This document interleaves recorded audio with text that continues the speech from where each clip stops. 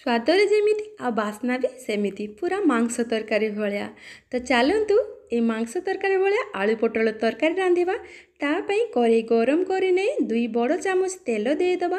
तेल गरम है पर देखो मुझे 250 ग्राम पोटल को भल भाव में चोपा छड़े धोईकी ताको काटी देदेछि। गोटे मीडियम साइज आलू को भी चोपा छड़े काटी देदेछि। तापर आधा चामच लुण और आधा चामच हलदी दे ताकू भल भाव में गोलेकी ताकू ढांका लगे टिके सिझिया पई छाड़िबा।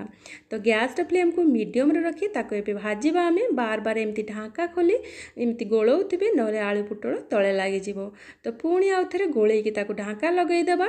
तो ढांका लगेदेले आमर पोटलटा टिके सॉफ्ट हो जिवो आ आलू भी। तो ये देखंतु 2 थर ढांका लगेला परे ताको खोलिक मु देखौछि। तो पोटल आलू आमर 60% भलिया भाजी हो जाइछि। ताको आमे करेइरु बाहर करि नबा। जेहेतु पोटल भितरे बहुत सारा पानी थाए सेति पोटल को हल्का भाजी की रोसई कले ता टेस्ट आउरी भल लागे। तो ये आलू पोटल को भाजी देइछि ताको साइड रखिदेबा।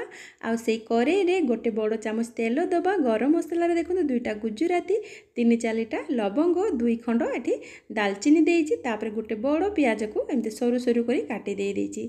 तो पियाज को एमती गोल्डन ब्राउन होवा पर्यंत भाजी नबा। आ पियाज भाजी हो गला परे गोटे बड़ चामच अदा रसुण पेस्ट देइछि।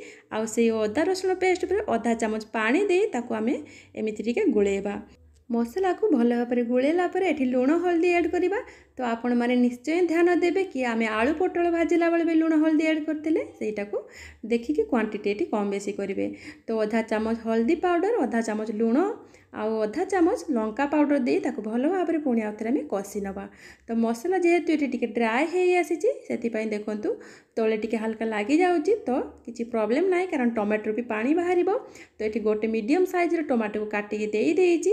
तापर ताको गुळेई सारला पर टिके ढांका लगे देबे जहा द्वारा टमाटो बहुत शीघ्र सॉफ्ट हो जिवो। आ मसला को भी बेसी टाइम लागेबनी कसिबारे।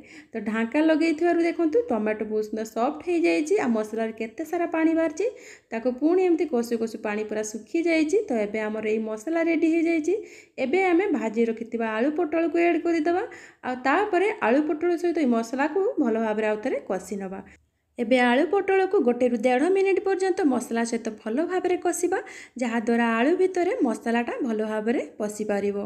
तो भल भाव में ताकू कसिला परे एठी हमें पानी ऐड करिबा। मु एठी गोटे ग्लास माने 250 ml भलिया गरम पानी ऐड करिछि। आपण माने जदि पानी बेसी देवा पई चाहुथिबे ताला आउ टिके पानी ऐड करि पारंती।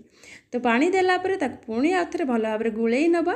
तापर ढांका लगे ताकू सेमितिका 2-3 मिनिट पर्यंत पूरा मीडियम फ्लेम रे ताकू फुटेइबा जहा द्वारा ए झोलो रे टेस्टा पूरा आलू आ पोटल भितर पशिजिवो। तो एबे देखंतु 2 मिनिट पर देखौछि भल भाव में आमर आलू पोटल सिझी जाइछि। आ झोल भी बहुत कमी जाइछि। मु एबे लास्ट धनिया पत्र ऐड करिछि।